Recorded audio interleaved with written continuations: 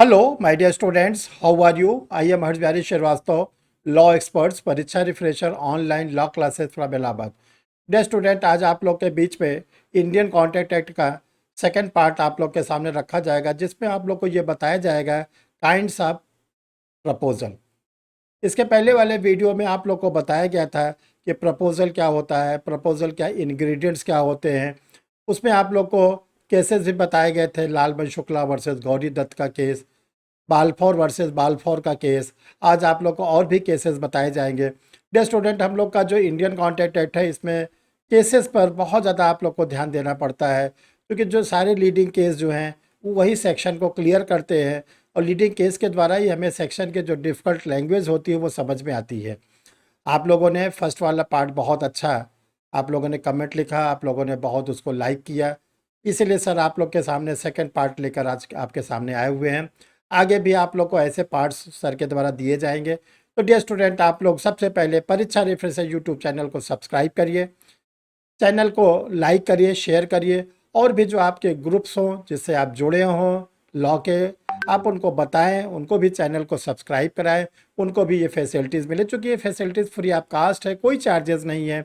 ये केवल लॉ के स्टूडेंटों के लिए बनाया गया है कि जो स्टूडेंट एलएलबी कर रहे हैं, बीएलएलबी कर रहे हैं, एलएलएम कर रहे हैं, जो स्टूडेंट जेआरएफ की तैयारी कर रहे हैं, जो स्टूडेंट जुडिशरी की तैयारी कर रहे हैं, यानी कहीं न कहीं से उनका पढ़ाई से अभी नाता जुड़ा हुआ है, उन्हीं लोगों के लिए ये चैनल बनाया गया ताकि उनको आसानी से हर चीज़ मिलती रहे। चलो डियर स्टूडेंट, आज हम लोग आगे बढ़ते हैं आज के अपने टॉपिक पर। आज का टॉपिक है काइंड्स ऑफ प्रपोजल। तो डियर स्टूडेंट, देखिए, जो प्रपोजल के काइंड्स होते हैं वो क्या होते हैं, एक एक को हम आपके सामने रखेंगे। पहला है डायरेक्ट और एक्सप्रेस प्रपोजल। पहला है डायरेक्ट और एक्सप्रेस्ड प्रपोजल। देखिए, ये जब हम लोग का इंडियन कॉन्ट्रैक्ट एक्ट बना था 1872 में, उस समय क्या होता था कि जो एग्रीमेंट होता था, बहुत से कम लोग इससे जुड़े हुए थे। तो क्या होता था, हम लोग आपस में आमने सामने बैठकर क्या करते थे, एग्रीमेंट करते थे। जिसको कुछ बेचना होता, जिसको कुछ खरीदना होता था, जिसको कोई चीज़ किराएदारी पे देना होता था, कोई भी कॉमर्शियल रिलेशन को डेवलप करने के लिए हम लोग आपस में बातचीत करते थे। दो लोग बैठ जाते थे और जो भी बेचना खरीदना जो भी करना होता था उसको हम लोग करते थे, जिसको हम लोग डायरेक्ट कहते हैं। देखिए, फिर धीरे धीरे क्या हुआ कि जब हमारे यहाँ पोस्टल सर्विसेज स्ट्रांग हुई, तो हम क्या करने लगे, बाई पोस्ट भी करने लगे अपने एग्रीमेंट को।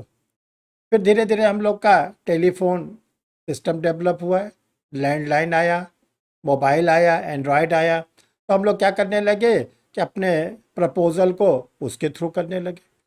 तो पहले हम लोग जो बैठकर बातचीत करके प्रपोज़ल रखते थे एक दूसरे के सामने, फिर उस बात को हम लोग बाई पोस्टल सर्विसेज करने लगे, फिर टेलीफोन के द्वारा करने लगे।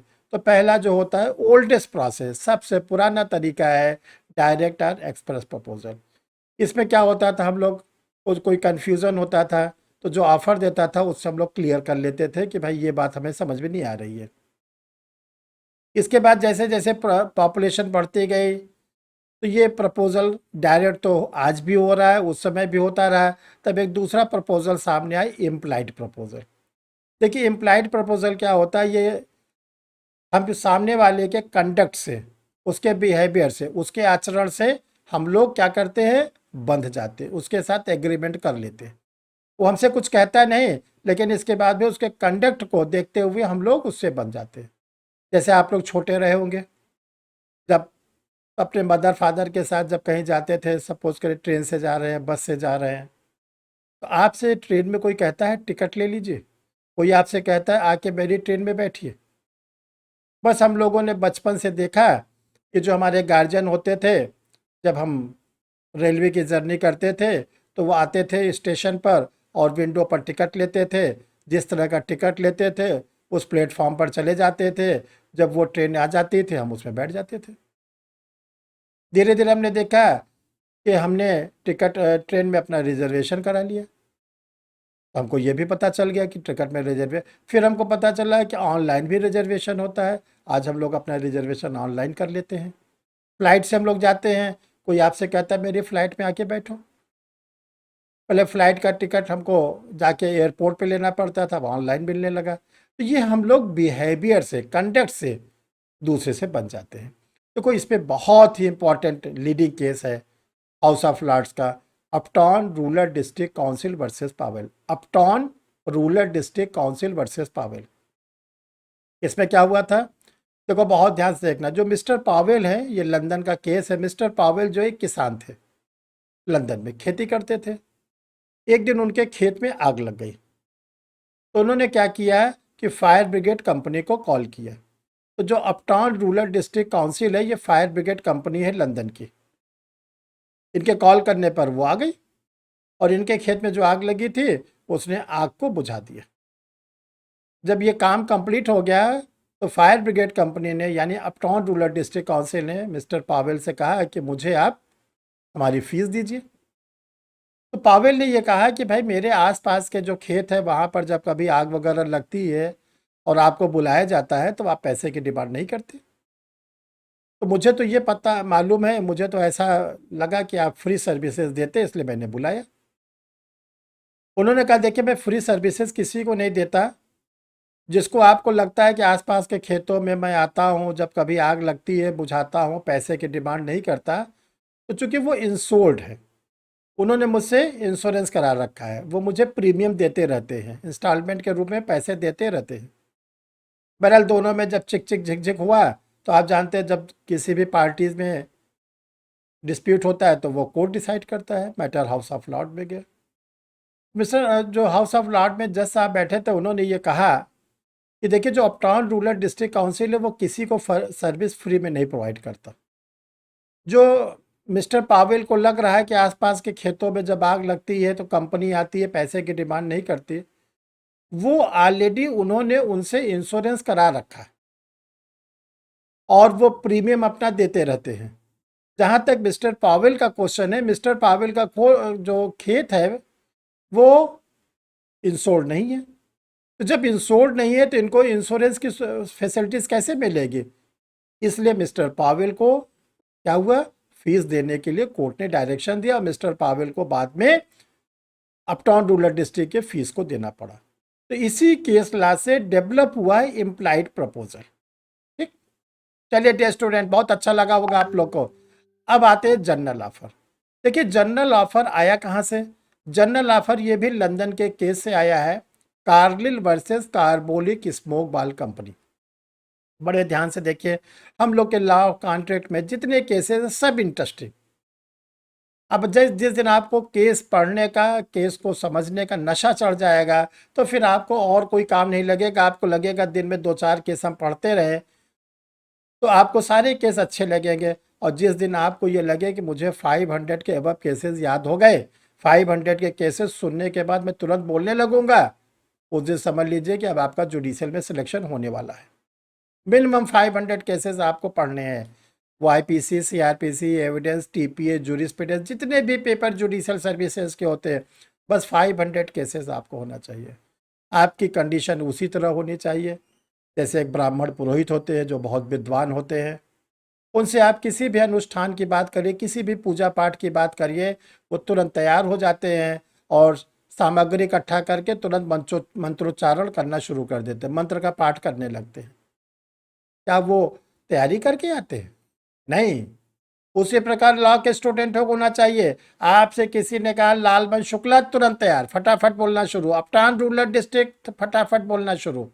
कार्लिल वर्सेस कार्बोलिक, फटाफट बोलना शुरू। ये तब आएगा जब आप धीरे धीरे 2-2 केसेस, 4-4 केसेस, 5-5 केसेस पढ़ेंगे। अगर आप मान लीजिए 2 केस रोज पढ़ते हैं, 1 केस रोज पढ़ते हैं, तो 1 महीने में 30 केस हो गए, साल भर में 360 केस। सोचिए 1 साल के अंदर आपके पास 360 केस से ज़्यादा हो गए। और जब थोड़े नशे चढ़ जाएंगे तो 1 केस नहीं पढ़ोगे, कम से कम 3-3, 4-4 केस डेली पढ़ोगे। तो ये आपको पढ़ना है ईयर के साथ, कोर्ट के साथ। तो देखो जो ये कार्लिल वर्सेस कार्बोली का केस है, इसमें जो कार्बोलिक स्मोक बाल कंपनी है, ये मेडिसिन की मैन्युफैक्चरिंग करती थी, लंदन में दवा बनाती थी। इसने क्या किया है कि पूरे लंदन शहर में एक हैंडबिल का डिस्ट्रीब्यूशन कराया, जिसमें उसने कहा कि मेरी कंपनी ने एक इन्फ्लुएंजा के लिए एक मेडिसिन की खोज किया। अगर इस मेडिसिन को कोई खाता है तो उसको फ्यूचर में इन्फ्लुएंजा जैसे बीमारी नहीं होगी, सर्दी जुकाम जिसको आप लोग बोलते हो। और अगर इसके बाद भी किसी को हो जाती है तो मेरी कंपनी उसको 1000 पाउंड, सॉरी 100 पाउंड, 100 पाउंड मेरी कंपनी उसको डैमेजेस के रूप में देगी। फिर से सुनिए, कार्बोलिक स्मोक माल कंपनी ने लंदन शहर में एक पर्चे बंटवाए। उसने ये कहा कि मेरी कंपनी ने एक ऐसी दवा की खोज किया है, अगर उस दवा को खाने के बाद किसी को इन्फ्लुएंजा हो जाती है तो 100 पाउंड उसको डैमेजेस दिया जाएगा। कंपनी ने इस डैमेजेस को देने के लिए 100 पाउंड से 10 टाइम ज़्यादा यानी 1000 पाउंड लंदन के अलायंस नामक बैंक में जमा कर रखा है। ये बैंक का करंट अकाउंट का नंबर है। ये सारी बातें हैंडबिल में प्रिंट थी। इसके बाद क्या हुआ कि जो एक लेडीज़ थी कार्लिन, वो मैरिड वुमेन्स थी, लेडीज़ थी, तो कार्लिन को इन्फ्लुएंजा हुआ। उन्होंने मार्केट से वो दवा खरीदी और खाई। इसके बाद भी उनको हो गया तो उन्होंने कंपनी से डिमांड किया कि आप मुझे जो है 100 पाउंड दीजिए। कंपनी ने कहा देखिए, मैंने जो हैंडबिल का डिस्ट्रीब्यूशन कराया था, ये तो मेरा मोटिव केवल ये था कि मेरा कॉमर्शियल एडवर्टीजमेंट हो, मेरी दवा अधिक से अधिक बिके। मैं तो अपने कॉमर्शियल एडवर्टीजमेंट के लिए, मैंने अपने कंपनी के बिजनेस को आगे बढ़ाने के लिए किया था। मेरा मोटिव किसी से एग्रीमेंट वगैरह करने का नहीं था। मैटर हाउस ऑफ लॉर्ड में गया। हाउस ऑफ लॉर्ड ने यह कहा, आपने जो हैंडबिल का डिस्ट्रीब्यूशन शहर में करवाया था उसमें सारी कंडीशन बहुत ही सीरियस थी। आपने कहा था कि ये दवा खाने के बाद किसी को इन्फ्लुएंजा नहीं होगा, अगर इन्फ्लुएंजा होगा तो 100 पाउंड दिया जाएगा। आपने कहा कि 100 पाउंड देने के लिए 1000 पाउंड अलायंस नामक बैंक में जमा है। आपने कहा था ये बैंक का अकाउंट नंबर है। आपने इतनी सीरियस कंडीशन अपने हैंडबिल में लिख रखी थी, कोई भी विश्वास कर सकता था। इसलिए आपको मिसेस कार्लिल को 100 पाउंड देना पड़ेगा और इसका नाम दिया गया जनरल ऑफर। जनरल ऑफर में ध्यान रखिएगा, एक्सेप्टेंस की ज़रूरत नहीं होती, क्योंकि आम जनता के साथ किया जाता है। तो ये आप लोग के लिए बहुत ही इंपॉर्टेंट लीडिंग केस था, कार्लिन वर्सेस कार्बोलिक स्मोक बाल कंपनी का। चलिए स्टूडेंट, परीक्षा रिफ्रेशर लॉ क्लासेस दोनों मोड पर क्लासेस चलती हैं, ऑफलाइन ऑनलाइन दोनों पर। जो ऑनलाइन क्लासेस है वो गूगल मीट के थ्रू चलती है और ऑफलाइन क्लास जो होती है वो पर्सनली स्टूडेंट को टीच किया जाता है। डियर स्टूडेंट, इसमें आप लोग को जुडिशरी की क्लासेस, एपीओ की क्लासेस, जो स्टूडेंट जेआरएफ की तैयारी कर रहे हैं उनकी क्लासेस और बीए एलएलबी वाले स्टूडेंटों की क्लासेस मिलती हैं। और इसके लिए 2 नंबर आपके स्क्रीन पर शो कर रहा है, इससे आप सर से संपर्क कर सकते हैं कि सर मुझे बीए एलएलबी की क्लास करनी है, एलएलबी की क्लास करनी है, एलएलएम की, जेआरएफ की, जुडिशरी की, जो भी क्लासेस आपको करनी है उस सब का अलग अलग टाइम होता है। आप सर से बात करके अपना एडमिशन करा सकते हैं, अपने को इनरोल करा सकते हैं और उस पर रेगुलर क्लास ले सकते हैं। थर्ड स्टूडेंट आगे आते हैं काउंटर प्रपोजल, क्रॉस प्रपोजल। देखिए, काउंटर का मतलब होता है जवाब देना। जो प्रपोजल जिसने आपके सामने रखा, आपने उसके प्रपोजल पर न तो हाँ कहा न तो नो कहा, आपने न तो यस कहा, आपने ना नो कहा, बल्कि अपनी ओर से कोई नई कंडीशन इम्पोज कर दी, जिसको हम लोग कहते हैं बार्गेनिंग, मोल भाव। देखिए, ये आम लोग डेली करते हैं। पहले तो बहुत ज़्यादा होता, धीरे धीरे जब से एमआरपी फिक्स होती जा रही है हर चीज़ पर, जैसे जैसे मॉल का कॉन्सेप्ट डेवलप होता जा रहा है, बिग बाजार बनती जा रही है, तो ये धीरे धीरे कम हुआ, लेकिन अभी भी हो रहा है। जैसे मान लीजिए आप मार्केट गए, आपने एक दुकान में पूछा एप्पल क्या हिसाब है, सेब, उसने कहा 200 रुपये केजी। तो बट नेचुरल, देखिए लोग कहते हैं भाई कुछ कम करो, 150 रुपये में कर दो। वो कह रहा है 200 रुपये। आपने 200 रुपये पे न तो हाँ कहा न तो नहीं कहा, बल्कि अपनी ओर से नया प्रपोजल उसको दे दिया 150 रुपये का। इसको डियर स्टूडेंट कहते हैं काउंटर प्रपोजल। तो काउंटर प्रपोजल से एग्रीमेंट नहीं बनता जब तक कि फिर नए सिरे से ऑफर और एक्सेप्टेंस न रखा जाए। तो काउंटर प्रपोजल का मतलब होता है जवाब के रूप, प्रपोजल के अगेंस्ट नया प्रपोजल देना, इसे कहते हैं काउंटर प्रपोजल। अब देखिए स्टैंडर्ड ऑफर। देखिए जो स्टैंडर्ड ऑफर या स्टैंडर्ड प्रपोजल होता है, ये मॉडर्न कॉन्सेप्ट है एग्रीमेंट करने का। आज लोगों के पास बहुत ही बिजी रहते हैं, लोगों के पास बहुत सा काम रहता है, तो कोई किसी से बैठकर कोई एग्रीमेंट नहीं करता, बल्कि जिसको एग्रीमेंट करना होता है, जिसको अपना सामान बेचना होता है, खरीदना होता है, जो ऑफरर होता है, वो अपने सारी टर्म्स एंड कंडीशन को प्रिंट कर लेता है, प्रिंट करके मार्केट में लॉन्च कर देता है। जैसे एलआईसी की पॉलिसी, जो एलआईसी है जो पॉलिसी करती है, वो क्या करती है, एलआईसी नई नई पॉलिसी लॉन्च करती है, उसके सारी टर्म्स एंड कंडीशन को प्रिंट कर देती है, प्रिंट करने के बाद अपने एजेंटों को दे देती है, कहती है ये लीजिए पॉलिसी है, जाइए मार्केट में आप पॉलिसी इसको करिए, और कुछ पैसे एजेंट को कमीशन के रूप में एलआईसी देती है। अब देखिए क्या है, ये जो स्टैंडर्ड प्रपोजल या स्टैंडर्ड ऑफर होता है, इस पे ऑनरेबल सुप्रीम कोर्ट का बहुत इंपॉर्टेंट डायरेक्शन है।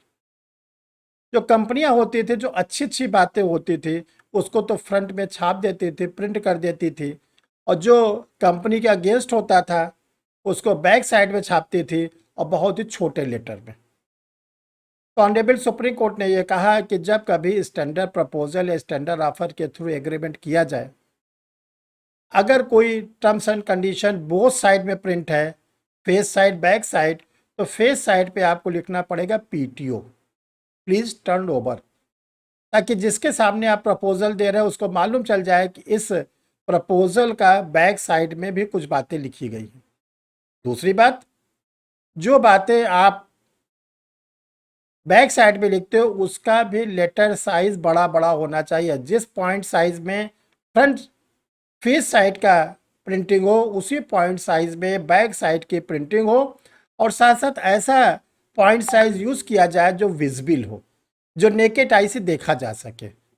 अदरवाइज क्या होता था, जो कंपनी के अगेंस्ट होता था उसके पॉइंट साइज को बहुत छोटा छोटा कर दिया जाता था। ये डायरेक्शन है, तो ये ध्यान रखिएगा। आज के समय में सबसे ज़्यादा प्रपोजल जो रखा जाता है, जो एग्रीमेंट होता है, वो स्टैंडर्ड फॉर्म में होता है।